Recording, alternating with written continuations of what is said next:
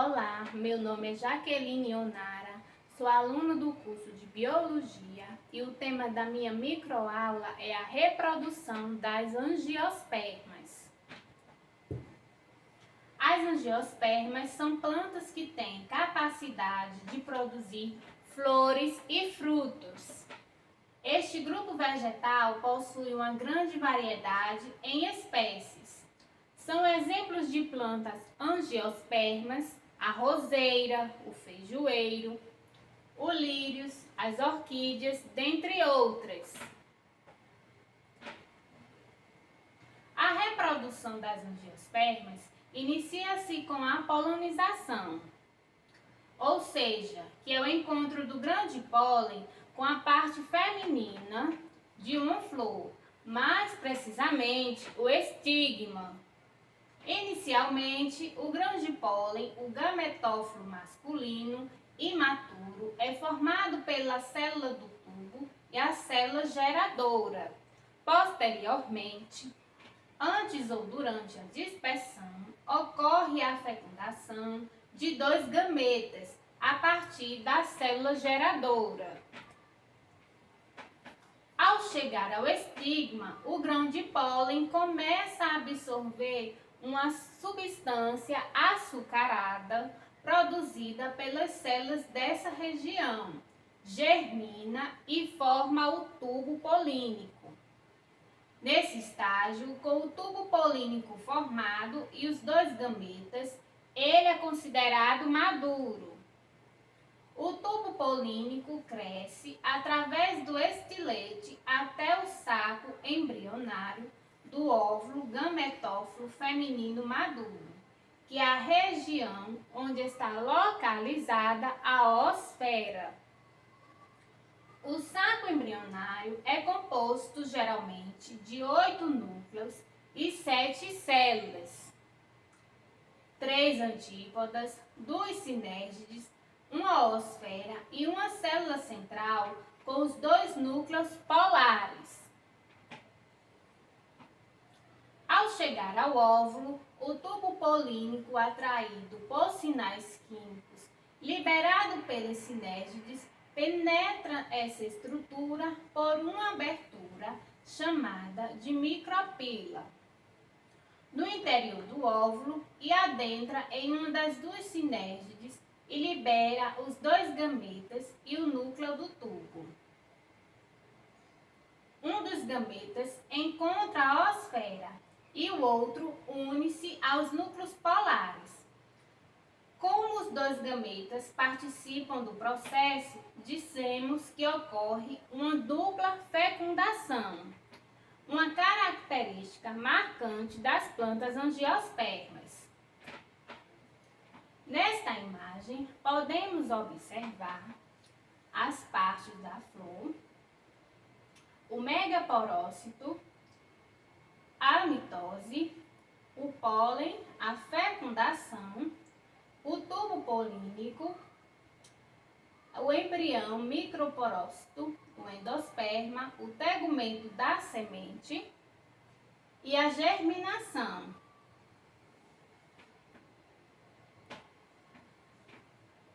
Na imagem anterior, observamos que o gameta que se uniu à osfera origina o zigoto.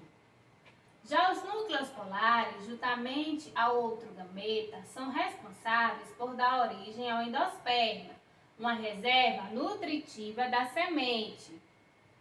O zigoto forma o embrião e o tegumento do óvulo formam a casca da semente.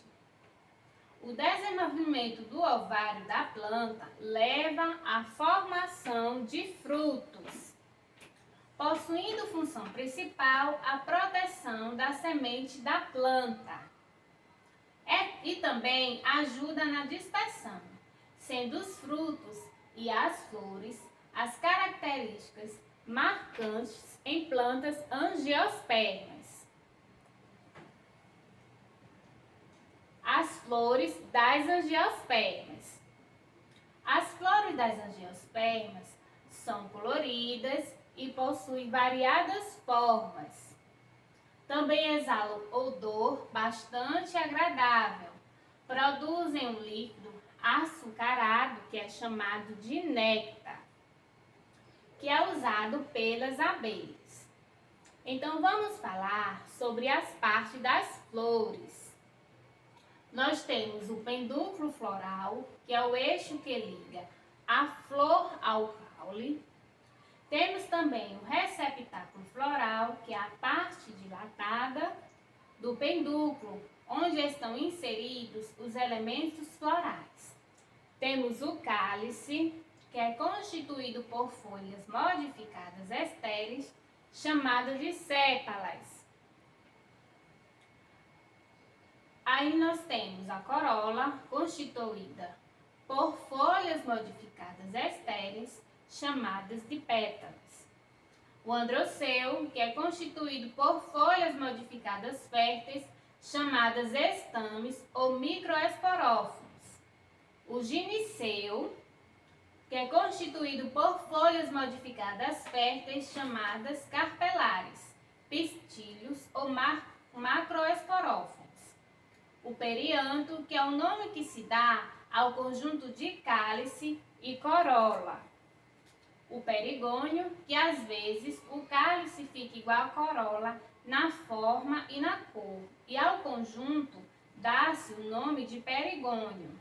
As brácteas, que são folhas modificadas que servem para a proteção da flor ou de uma inflorescência. Nesta imagem, podemos observar onde fica localizada cada estrutura. Temos o carpelo, o estame, as sépalas, a pétala, a sépala, o pedúnculo floral e o receptáculo floral.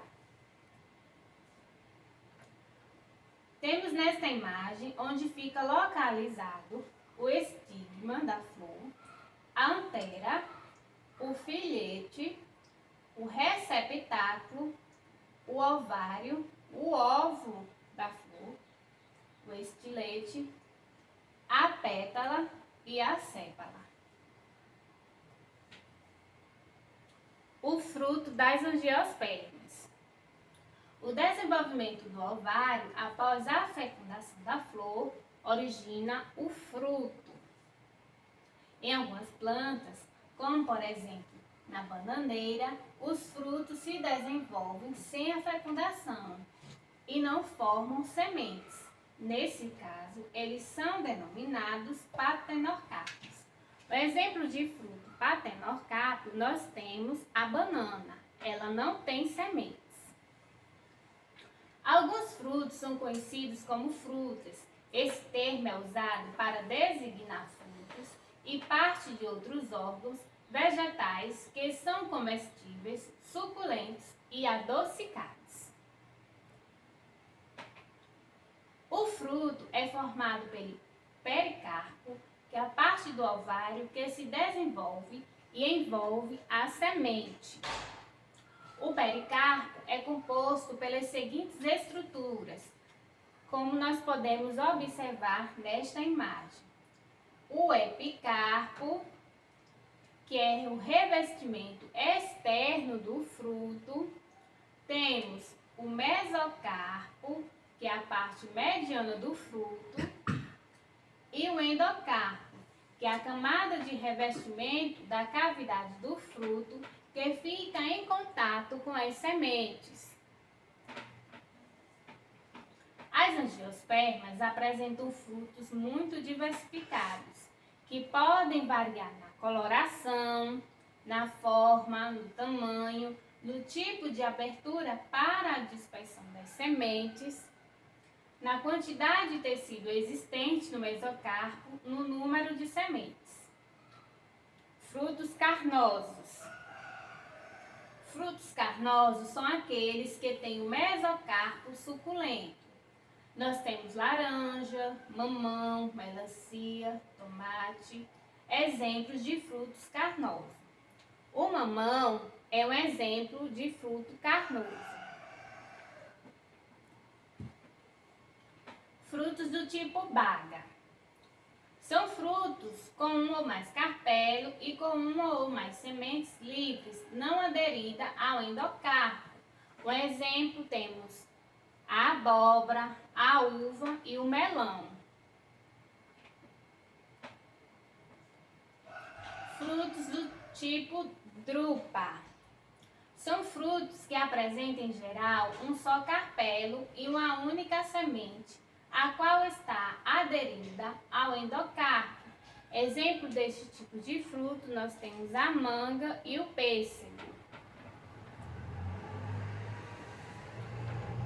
Frutos secos. São frutos que podem ser classificados como deiscentes ou indecentes. Frutos deiscentes são frutos que abrem espontaneamente quando maduros, como por exemplo o legume, que é o fruto originado de um único carpelo que se abre lateralmente em ambos os lados. Um exemplo deste tipo de fruto nós temos o feijão. Frutos indeiscentes. Esses tipos de frutos não se abrem quando maduros. Os tipos mais comuns são o aquênio, que apresenta uma única semente que não está aderida à parede do fruto, como no caso do girassol.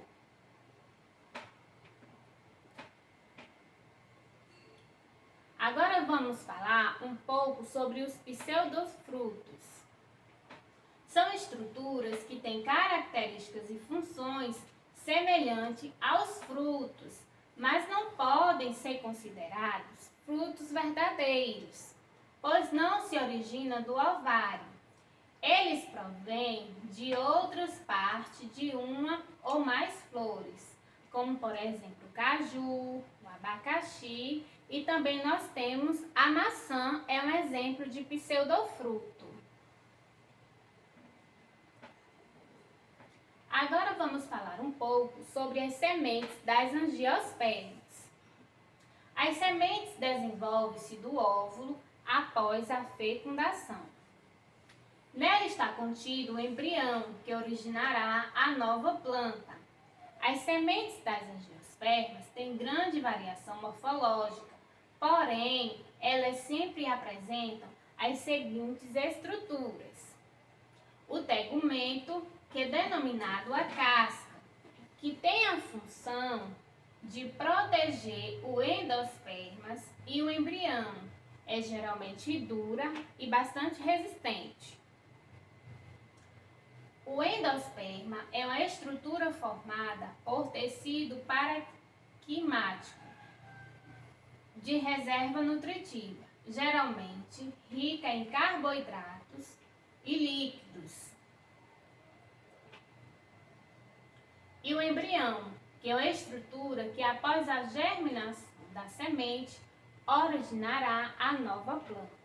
Então, nesta imagem, podemos observar o tegumento, que é a casca, e também o embrião na parte interna da semente.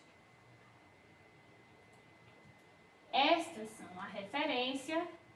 Meu muito obrigada!